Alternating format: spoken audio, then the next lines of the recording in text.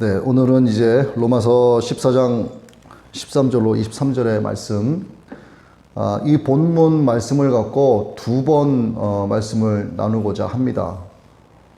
다음 주에도 이 말씀을 갖고 은혜를 나누는데, 다음 주에는 본론과 결론이라고 볼 수가 있고, 오늘 이 말씀은 똑같은 본문이지만 개요이자 서론이라고 볼 수가 있어요. 그리고 이 말씀과 유사하게 느껴지는 말씀이 우리가 이전에서 14장 5절에서 12절까지의 말씀이 오늘 이 말씀과 쭉 연결되어지는 그러한 같은 선상에 있는 말씀이다 라고 보시면 됩니다. 자, 로마서 14장 5절에서 12절을 중심으로 했던 설교가 거기에 보면은 뭐 술 이야기도 나오고 담배 이야기도 나왔습니다. 자, 5절에서 12절을 본문으로 했던 그 설교를 듣고 술과 담배를 끊지 못하고 있는 형제 자매님들이 그 설교 때문에 내 마음이 좀 편안해졌다. 내 마음이 좀 위로를 받는다. 죄책감에서 사라졌다. 이렇게 그분들이 만약에 그런 분들이 계셔서 그런 분들이 그렇게 만약에 받아들이신다면 그것은 그분들이 말씀을 제대로 듣지 못한 거예요. 각각 자기 마음으로 확정할지니라 하신 이 5절 말씀의 요지는 무슨 일을 하더라도 주님을 위해서 해야 한다라고 하는 거지, 죄로 여기지 않으면 그건 죄가 아니다의 요지가 아닌 거예요. 자, 담배 피고 술을 취하도록 마시는데 주님을 위하여 취하도록 마신다. 주님을 위하여 담배 한 대 핀다. 이거 뭔가 앞뒤가 맞지 않는 거죠. 그래서 그렇게 받아들인다라고 하는 것은 잘못 받아들인 거예요. 예수님 믿으면서 죄책감 없으면 술, 담배 얼마든지 편안하게 해도 좋습니다 하는 얘기가 아니라는 겁니다. 그래서 하나님의 말씀을 들으실 때는 영의 귀가 열려야 되는 거예요. 오늘 여러분의 귀가 열려지게 되시길 바랍니다. 그래서 오늘 말씀에는 말씀의 진의를 오해할 수 있는 분들에게 꼭 필요한 교훈적인 내용이 담겨져 있어요. 이것이 우리가 신앙생활 하면서 알고 지켜야 할 또 하나의 원칙이 오늘 담겨져 있습니다. 자, 첫 번째 원칙은 제가 조금 전에도 말씀을 드렸는데 14장 5절의 말씀이에요. 각각 자기 마음에 확정할지라. 즉 모든 동기와 목적을 주를 위해서 하라. 이것이 신앙생활의 하나의 첫 번째 원칙이다라고 말씀드릴 수 있는 거죠. 자, 이렇게 14장에는 여러 신앙생활 하면서 반드시 지켜야 할 원칙들이 나옵니다. 지키지 않으면 안 되는 것들이에요. 자, 이 14장을 통해서 여러분들이 듣게 되는 이 신앙생활의 원칙들이 말씀을 다 듣고 나서 나를 올가매는 말씀이 아니라 내게 꼭 필요한 말씀입니다 라고 고백을 할 수 있는 분들이라면 그분은 하나님이 기뻐하시는 온전한 믿음을 가진 분임에 틀림이 없어요. 이 신앙생활의 원칙들이 온전한 믿음을 갖고 유지하기 위한 필요 조건이 되기 때문입니다. 그래서 이 원칙에서 벗어난 삶을 살아가는 신앙생활은 하나님 보시기에 온전한 믿음이 아니다라고 단정지어도 과언이 아닌 거예요. 자, 세상에 보면은요, 내가 저것을 해도 그만, 안 해도 그만인 게 있어요. 내가 이 말을 해도 그만, 안 해도 그만인 게 있습니다.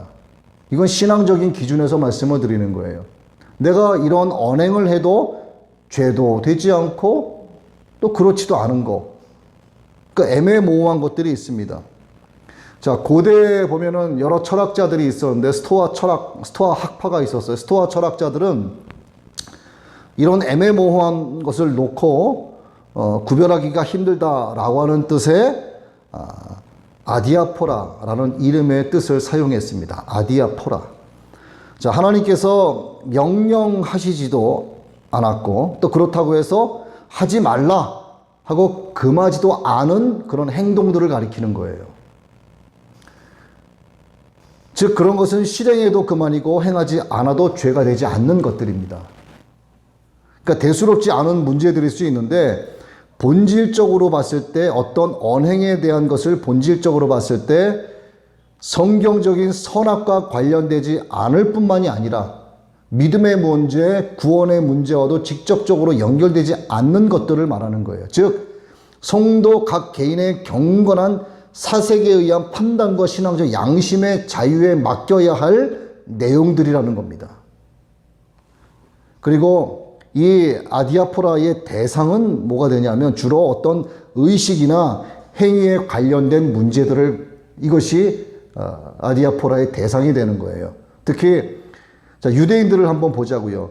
율법을 문자적으로 시행하고 세세한 부분의 행동 규범까지도 사람을 종교적으로 올감했던 유대 사회 앞에서 그들 앞에서 보여주신 예수님의 가르침과 행동을 한번 보자고요. 자, 그런 예수님의 가르침과 행동에서 어떤 의식이나 행위에 관련된 많은 경우를 발견할 수가 있습니다. 자, 하나님 앞에서 진정으로 생명을 위하고 어떤 내적인 성결을 이루는 것이라면, 내적으로 그러한 것을 이루는 것이라면 외적인 의식을 준수하는 일에 대해서는 대수롭지 않은 것으로 주님께서 보신 경우가 성경에 많다는 얘기입니다. 안식일을 억지로 지키려고 하는데 주님께서는 안식일에 별을 흩어서 시장길을 달래셨단 말이에요. 외적인 것은 중요한 것이 아니다라고 말씀하시는 거예요. 자, 사도 바울도 이런 맥락에서 봤을 때 기독교인의 자유를 강조하면서 하나님 나라와 별로 상관없는 것들에 대해서는 적극적으로 자유로워야 한다 이렇게 가르쳤습니다. 고린도전서 6장 12절의 말씀을 보면 모든 것이 내게 가하나 다 유익한 것이 아니요 모든 것이 내게 가하나 내가 무엇이든지 얽매이지 아니하노라. 자기의 신앙의 본질, 하나님을 향한 사랑, 자기의 믿음, 이러한 것들에 대한 신앙적인 본질, 내면의 세계, 내면의 주님을 향한 진실의 그 마음에서 이것들에게 어떤 큰 영향을 끼치지 않는 세세한 것들에 대해서는 사도 바울은 자유롭다라고 얘기하는 거예요. 얽매이지 않는다라고 하는 겁니다. 즉 이것을 다른 걸로 말씀을 드리면 사도 바울의 신앙적인 양심은 정직했다라고 하는 걸 얘기하는 거예요. 성경에 세세하게 다 기록되지 않은 것이지만 일상적인 삶을 통해서 보여지는 모든 언행을 할 때 성경에 기록되어져 있지 않아도 신앙적 양심에 부끄러운 것에 대해서는 자기는 하지 않았다가 되는 거예요. 자유로웠다 이 말입니다. 자, 경우에 따라서는 죄가 될 수도 있고 경우에 따라서는 죄가 안 될 수도 있는 것들이 세상에 많이 있는데 우리가 몇 가지 한번 예를 찾아보죠. 자, 여러분 바디 페인팅 들어보셨죠? 예? 다 벗겨놓고 거기다 그림을 그려요. 사람 몸에다가. 자, 어떻게 보면 예술 같기도 하지만 어떻게 보면은 그거는 음란한 거고요. 외설 같은 거예요. 외설을 억지로 예술이라는 이름을 갖다 붙여서 가리는 것밖에 안 된다. 자, 어떻게 보면 그게 죄가 될 수도 있고 죄가 안 될 수도 있는 것 같아요. 자, 또 비슷한 예인데 사람 몸을 나체를 이렇게 그리지 않습니까? 미술 학도들이. 자, 과연 그 학도들이 그 사람의 어떤 그 이쁜 선을 그릴까? 정말 그거를 예술로 생각을 할까? 아니면 마음의 음욕을 품을까? 경우에 따라서는 이게 죄가 될 수도 있고 아닐 수도 있는 거예요. 이런 경우가 많다라는 겁니다. 성경은 이러한 경우일 때 신앙적 양심에 맡긴다라고 말씀하시는 겁니다. 거기에서 사도 바울은 자유하라 이렇게 말씀하는 거예요. 자, 신앙 생활을 하는 가운데서도 이와 비슷한 경우가 한두 가지가 아니에요. 자, 믿음 강한 사람이 아무리 거리낌 없이 할 수 있는 일이라도 믿음이 약한 자에게는 양심의 가책을 불러일으킬 수 있는 일이 될 수 있다라고 하는 것. 성경은 오늘 이러한 내용을 음식을 예를 들어서 말씀하고 있습니다. 내 아들 예수가 내 사랑하는 저 피조물, 저 사람을 대신하여 죽은 저 형제를 네 음식으로 망하게 하지 말라라고 말씀하시는 거예요. 자, 로마 교인들에게는 음식 문제가 상당히 예민한 문제였기 때문에 그랬습니다. 자, 믿음이 약한 자들은 구약의 계율을 완전하게 벗어나지 못해서 먹을 것과 먹지 못할 것을 까다롭게 막 가리는 그런 버릇을 여전히 예수를 믿으면서도 고수하고 있었다는 얘기죠. 반면에 믿음이 강한 헬라인 이방인이었지만 예수 믿고 기독교인이 된 사람들은 진리 안에서 자유하지 못한 믿음이다 라고 그들을 향해서 손가락질했다 이 말이죠. 그러나 성경은 이와 같은 상황을 놓고 이렇게 말씀하시는 거죠. 14절입니다. 내가 주 예수 안에서 알고 확신하노니 무엇이든지 스스로 속된 것이 없으되 다만 속되게 여기는 그 사람에게는 속되니라. 네가 죄로 여기고 하면 그건 죄고 네가 죄로 여기지 않고 하면 그건 죄가 아니야. 그런 뜻이에요.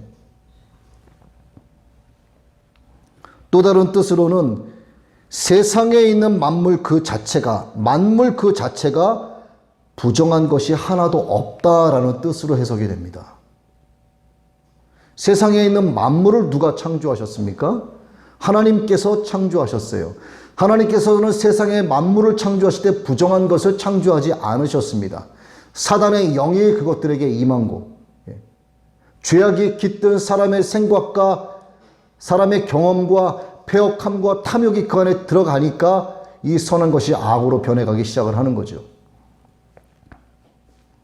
20절 말씀 봅니다. 음식으로 말미암아 하나님의 사업을 무너지게 하지 말라. 만물이 다 깨끗하되 거리낌으로 먹는 사람에게는 악한 것이라. 자, 이 말씀을 확신하고 있는 사람들의 관점에서는 음식을 갖고 율법 운운하며 까다롭게 구는 사람들이 조금은 답답해 보일 수도 있는 거예요. 아니, 하나님 주신 음식인데 저게 뭐가 죄가 된다고 그래? 감사하는 마음으로 맛있게 먹으면 그게 감사하고 좋은 거지. 근데 율법에 얽매였던 사람들은 아직까지도 그 속에서 헤어나지 못하고 있기 때문에 음식에 대한 어떤 분별이 굉장히 심했던 거죠. 그래서 성경은 음식을 갖고 오늘 이렇게 우리에게 교훈을 주고 있습니다. 이게 로마 교회 안에 있었던 성도들 간의 믿음에 따른 견해 차이에서 나온 갈등이었어요. 자, 하나님께서 만드신 만물 자체는 근본적으로 선하고 정합니다. 그러나 사람이 이것들 가운데 많은 것들을 속되게 바꾸어 버린 것들이 많죠. 자, 조금 전에도 말씀을 드렸습니다. 하나 예를 들어 봅니다. 자, 포도라는 과일이 여러분 어때요? 포도를 보면은 이걸 먹으면 죄가 될까라는 생각이 드나요? 아니죠. 얼마나 맛있고 달콤한가요? 그런데 사람들이 이거를 뭐로 바꿨죠? 포도주로 술로 만들어서 먹어서 그냥 취해버리는 겁니다. 그렇죠. 자, 쌀 없어서는 안 될 식량입니다. 근데 쌀을 또 어떻게 이거를 바꿨죠? 발효시켜서 막걸리로 만들어서 먹고 또 취한. 이 술을 잘못 마시면 자기 몸 정신을 해칠 뿐만이 아니라 타인마저도 불행하게 만들 수 있죠.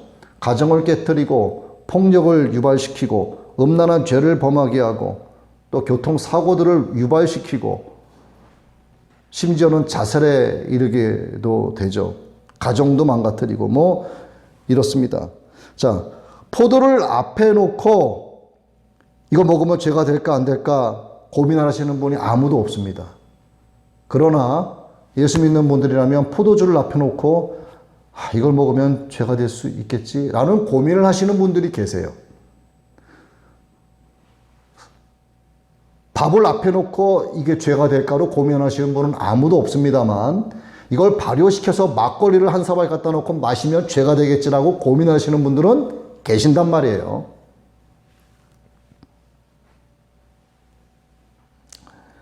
또 예를 들어 볼까요? 대마라고 하는 풀이 있지 않습니까? 대마를 그냥 한약 약으로 쓰게 되면은 약으로 쓸 때 이거 먹으면 죄가 된다라고 생각하는 사람이 있습니까? 아무도 없어요. 근데 이거를 마약으로 만들어서 피면 어떻게 됩니까? 이건 죄가 되는 거예요. 하나님이 처음에 만드신 모든 만물은 선하고 정한 거예요. 거기에 사람의 탐욕과 사람의 이기심과 사람의 패역함이 그 안에 깃드니까 이것이 악한 것으로 변해가는 겁니다. 이 많은 세상의 만물들을 성경에 일일이 다 기록할 수가 없는 거예요. 그래서 신앙적 양심에 맡기는 겁니다. 하나님께서 우리에게 주신 것이 바로 그 자유의지인 거예요.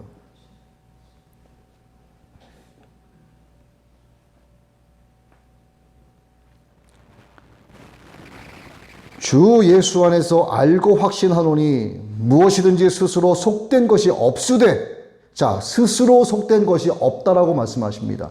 스스로 속된 것이 없다. 하나님께서 창조하신 만물 그 자체를 말씀드리는 거예요. 없으되 다만 속되게 여기는 그 사람에게는 속되니라. 그거를 악화시켜서 그걸 통해서 죄를 범하는 행위를 행하게 된다면 그 사람에게 그것이 악한 죄가 된다는 거예요. 그래서 여러분은 오늘 이 14절 말씀, 이 말씀을 꼭 붙잡고 신앙생활 하시길 주님의 이름으로 정말 권면드립니다. 우리는 지난주에 나누었던 14장 5절 말씀에서 주님을 위한 것이라면 각자 마음에 확정한 대로 행동할 수 있다, 이렇게 배웠어요. 그리고 아울러서 이와 더불어서 주를 위하여라는 이 거룩한 조건을 왜곡 남용하는 잘못을 자주 범하기도 합니다 라고 말씀을 나누었어요. 주를 위하여라는 이 조건을 자기 좋을 대로 해석을 한다, 이 말이죠. 남이 뭐라고 하든 내 좋을 대로 하면 된다는 식의 이기주의가 주를 위하여라고 하는 광명의 천사로 위장될 수 있다라고 하는 겁니다. 이건 남 얘기가 아니고요, 우리들 얘기예요. 여러분들도 각각 자신이 광명의 천사로 위장된 적이 누구나 다 있었을 겁니다. 없다고 하실 분들은 아마 없을 거예요. 그렇다면 이 세상에 있는 모든 그리스도인들이 광명의 천사로 위장된 적은 다 있었다, 그 얘기입니다. 그거 없었다라고 하는 사람은 그건 거짓말쟁이에요, 정말.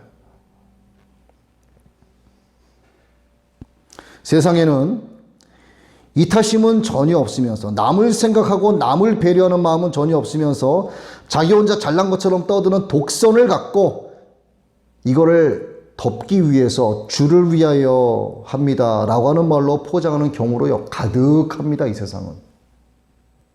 그게 어디에 많을까요? 교회 안에 많은 거예요.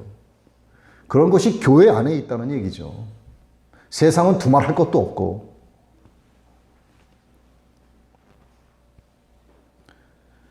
교회는 그리스도의 몸입니다. 그리고 우리는 그 몸을 이루고 있는 작은 지체들이죠. 그래서 교회 성도들은 서로 간에 동등한 유기체가 되는 겁니다. 서로 다르지 않아요. 동등한 유기체가 되는 것이고 그 유기체들이 그리스도의 몸 되신 교회를 함께 섬겨나가는 거예요. 이게 교회의 정의입니다. 저와 여러분들은 똑같은 지체예요. 하나님께서 주신 사명만 다를 뿐입니다. 저는 말씀을 전하는 사명을 하나님이 주셨고 여러분들은 여러분에게 하나님께서 또 다른 각별하고 특별하신 은혜의 사명을 다 주신 거예요. 따라서 이 몸이라고 하는 본질을 놓고 봤을 때 나는 내 마음대로 하겠다 하는 것이 교회 안에서는 절대로 있어서는 안 된다라고 하는 것을 말씀을 드리는 겁니다.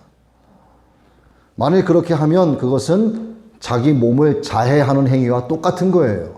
왜? 동등한 유기체이기 때문에. 동등한 유기체이기 때문에. 그래서 내가 내 맘대로 한다라고 하는 것은요, 마치 남에게 해를 주고 나는 괜찮은 것처럼 느껴지지만 결국 그 화살이 자기한테 돌아오는 거예요. 이게 교회의 특징입니다. 그래서 교회 안의 지체들은 서로 간에 아름다운 연합을 이루어 나가야 되는 거예요. 성도들 간의 연합 위에 임하시는 하나님의 역사는 합력하여 선을 이루시는 역사로 나타나는 거예요. 교회 안에서 성도들이 연합하지 않고 분열되고 나누어지기 시작하면 하나님의 연합의 역사는 없어지는 겁니다. 그래서 교회에서는요, 나라고 하는 1인칭 대명사를 사용해서는 안 됩니다, 여러분. 교회에서는 우리라고 하는 1인칭 복수 대명사를 사용하셔야 됩니다. 나가 아니고 우리가 돼야 되는 거예요. 여러분 자신 한 분 한 분이 교회의 몸을 이루고 있는 지체들이기 때문에 그렇다 하는 거죠. 자, 13절 말씀인데 그런즉 우리가 다시는 서로 비판하지 말고 나라고 했습니까? 우리라고 했습니까? 우리예요, 우리. 우리가 다시는 서로 비판하지 말고 도리어 부딪힐 것이나 거칠 것을 형제 앞에 두지 아니하도록 주의하라. 자, 사도 바울도요, 내가라는 말을 사용하지 않았습니다. 네가라는 말을 사용하지 않았어요. 우리 모두의 문제인 거예요, 이것은. 예. 왜? 우리 모두가 동등한 유기적 공동체이기 때문에 사도 바울도 우리라는 말을 사용한 것입니다. 우리라고 하는 복음 공동체가 바로 교회이기 때문이죠. 자, 교회 안에서 성도들과 동등한 유기적 관계를 이루어 나가는 일은 하나님과의 관계를 유지하는 것만큼 매우 중요한 문제라고 하는 사실, 여러분 꼭 기억하셔야 돼요. 나와 하나님과의 관계만 좋으면 됐지 뭐 성도들까지 그런 관계까지 복잡하게 이루어 나가야 돼, 그렇지 않습니다, 여러분. 서로 사랑하라 누가 명령하셨습니까? 서로 사랑하라 명령하신 이 명령이 성도 간의 유기적인 관계를 이루어 나가는 근본이 되는 말씀이기 때문에 그런 거예요. 그렇기 때문에 성도 간의 동등한 유기적 관계를 아름답게 연합하면서 이루어 나가지 못하는 것은 서로 사랑하라 하신 하나님의 말씀을 거부하는 행위와 똑같다라는 겁니다. 그리고 또 이런 말씀이 있죠. 피차 서로 사랑의 빛 외에는 지지 말라. 이것은 교회, 동등한 유기적 공동체에 이분들이 서로 삶에서 실천적인 일면이 되는 말씀이 되는 거예요. 그래서 교회에서는요, 경우에 따라서는 나 자신보다도 형제 자매를 앞세우는 그런 일이 필요합니다. 장로 권사보다도 이제 막 신앙생활을 하신 성도나 갓 집사 임명을 받은 분들을 앞에 내세울 그럴 필요성이 있는 거예요. 장로 권사, 오래된 안수 집사라고 해서 하나님의 은혜가 그분에게만 임하지 않습니다. 이제 막 예수님을 나의 구세주로 영접한 분에게도 하나님의 은혜가 동등하게 임하기 때문에 그래요. 이제 막 갓 집사로 임명받은 분에게도 하나님의 은혜가 동등하게 임하기 때문에 그렇습니다. 여러분, 다시 말씀드리지만 교회의 직분은 그분의 믿음을 결코 대변해 주지 못해요. 그래서 하나님의 사랑의 본질은 받은 사랑을 주는 사랑인 것입니다. 그래서 하나님의 은혜는 나누어야 되는 거예요. 이것이 제대로 된, 바르게 된 하나님께서 기뻐하시는 교회의 동등한 믿음의 유기적 공동체의 삶의 모습인 겁니다. 교회의 다른 형제 자매를 모른다. 곧 그 말은요, 나 자신을 모르는 것과 똑같은 거예요. 나를 모른다. 우리 교회 공동체의 형제 자매를 모르는 것과 똑같은 겁니다. 말씀드렸지 않습니까? 몸을 이루는 동등한 지체라고. 자, 이거를 다른 뜻으로 표현을 하자면, 내가 다른 형제 자매를 건강하게 영적으로 세워갈 수 있다라고 하면, 내가 다른 형제 자매들을 영적으로 넘어뜨리게 하는 장본인이 될 수도 있다, 그 얘기예요. 내가 누군가에게 어떤 영향을 미치면 그 영향은요, 반드시 돌아서 나에게 돌아옵니다. 교회 모든 성도가 십자가 복음이라고 하는 같은 영향권 안에서 살고 있기 때문에 그래요. 이게 교회의 특징이에요.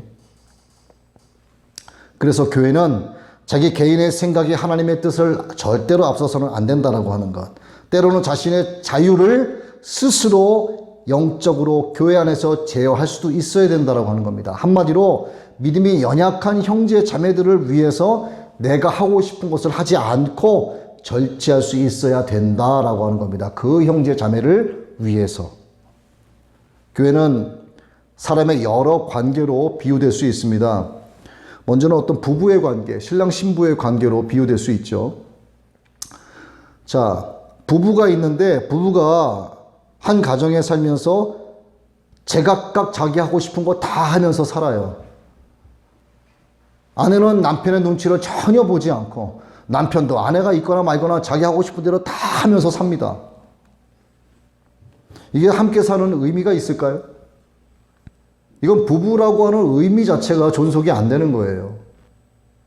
이 부부 사이의 자유는 상대에게 속한 자유만을 자유로 인정을 받게 되는 겁니다. 이게 부부죠.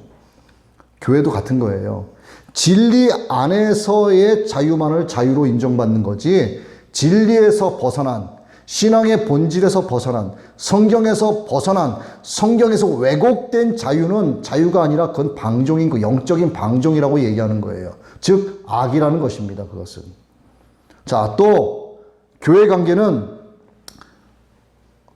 엄마와 어린아이의 관계 또는 아빠와 어린아이의 관계로 설정할 수 있어요.